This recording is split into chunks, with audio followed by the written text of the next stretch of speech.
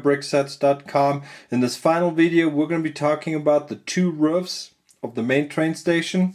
The reason I'm going to be talking about them briefly in the video is even though they look very similar and they're virtually identical, there is a slight difference, and then this one is a little bit wider than this one, and I'll explain to you in this video, and that is why I thought I'm going to make a specific video about the two roofs so that you don't get confused when it's time to actually build them.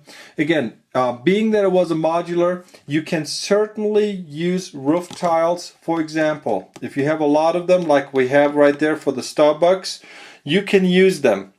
And then you can build your own roof like we have the Starbucks there. But in this case, we thought we'd try something new here. This is the first time we've done it. And what we built was a removable roof. So if you wanted to, you can play with the inside. And this would be a difference than the other roof. And it came out so nicely, we're probably going to be doing it again. So what I'm going to show you now is I'm going to move these aside, and I want to talk to you about the two roof pieces. So what I'm going to do is I'm actually going to start out with a smaller one first. We're going to talk about the roof that goes, this is the lower roof that goes right here. That is what you see right here in front of you. And it was kind of hard to figure out at the beginning, but once we built it, it actually turned out to be really nice. Just to give you an example, and again, this is why we do not like instructions. These blue plates that you see right here in the background, there's 4 of them. 4 here and then 4 on the other. Each one of these plates costs a little bit over $3 if you want the earth blue pieces through the Lego replacement department. So for example, 8 pieces. If we gave you written instructions, you would be out there possibly spending $25 just for 8 of these plates to build the roofs. Well, what we're going to do is tell you the size of the roof instead, and then you can use your existing plates.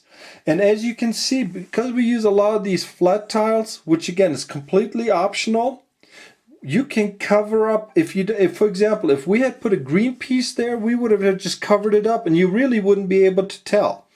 That is why we like the videos and the pictures. We don't want to see you wasting money. Now we have them, so we're going to use them here. Basically, all we did to build the roof, this is 14 wide, 14 by 12. If you look at the pictures, you can see the tiles. You can count the tiles if you forget. So we built 2 roof pieces, 2 big plates. And then to give you an example of what we did, over here, right here in this corner, what we did was we took a 1x1 that has 4 knobs, put 1 plate there, and I'm just going to use these as an example. Put 1 here, and then we put a plate, a 2x2 plate. There is your roof. That is all we did. Now of course we used plates instead of bricks, but you get the same idea. Then we used 4 of these. And we put it at a 90-degree angle. So it looks like a roof.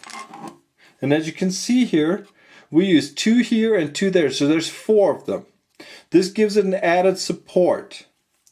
And then we build it, as you can see here. We put 1 brick under it, and then we covered up this right here. You can see the brick right there. We just put this as decoration. And you can use these, you can use the round pieces, you can use whatever you want. Also the inside, we built both of them slightly different to show you. You can use whatever bricks and plates you may have. You got to make sure that they support each other. This is all about keeping the roof from falling apart. And so we put 4 of them here. And then we had that 1x1 brick with a knob sticking out. Then we found that these little hinges right there, these are the inverted roof tiles. These work great alongside this right here. This is the opposite of this. So when you put this on top, it stays in place. Now, as you can see, it doesn't fall off. And the only way you can get it off is by simply lifting it. Gravity keeps it in place. And it doesn't just slip and slide. Once it's in place, it's perfectly secure. So take a look at the pictures. This is a very simple thing to build. It just took us a while. We had to get the right dimensions and everything.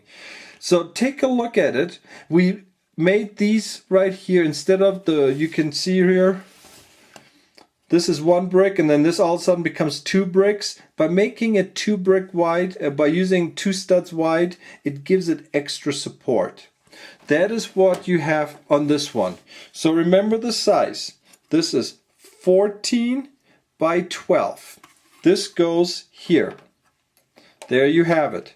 Now the next one, very similar, almost identical. The only difference between the two is that the roof up here, we did not want it to end. This, remember, the building is 26 wide. This building is 26. This is 13. If we had done just the 13 right here, it wouldn't have looked right. I mean, I'm sorry, this is 14 because it goes one over, so you have a latch. This is what a roof does.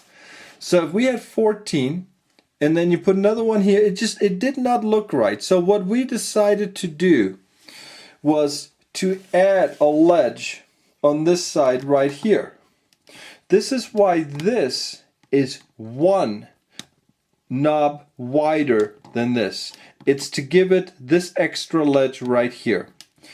This is 15, this one is 14. So by doing so, and again, my big fat fingers are breaking everything apart here. What we did here was the same thing. We built the same roof. I'm just going to move this aside here real quick. And we have the same roof design, same identical pieces. The only difference between the two is that over here, when you flip it over, you will see that we have, this is the 6 by 14 that I told you is a super expensive piece.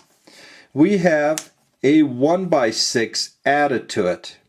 And to keep this in place so it doesn't fall off, this is why we have the plate here. You notice in the previous roof, there was no big plate, because this is all one piece. But because we added a small piece to the side, we added this 4 by 6 plate as a support. Once we built this, everything else fell in place. This is all identical. And then instead of just having one, we have 2. There's one here and one here because this now goes on top. So when this then comes over here and we put it down, it goes perfectly on top, and there is a latch. There is a 1 brick gap over here, and then there is one over here. That's perfect.